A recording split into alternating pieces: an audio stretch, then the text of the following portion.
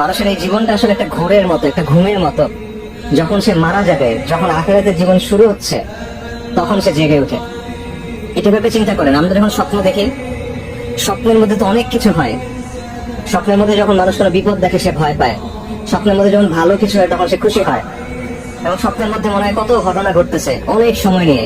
কিন্তু যখন আপনি ঘুম থেকে উঠেন, তখন দেখবেন স্বপ্নের কথা আর মনে থাকে না। আচ্ছা আচ্ছা অল্প কিছু মনে থাকে, এমন মনে হয় এটা তো অল্প একটা সময় ছিল। তো এই দুনিয়ার জীবনটা এরকম, আপনি ঘুমায় আছেন, মৃত্যুর পর আপনি উঠবেন। যেটাকে আজকে আমার কাছে সবচেয়ে গুরুত্বপূর্ণ মনে হচ্ছে, কবরের জীবনের সময় মনে হবে যেটা কিছু ছিল না। বিচারের দিবসে বিচার শুরু হওয়ার আগে আপনার কাছে মনে হবে এটা কিছু ছিল না।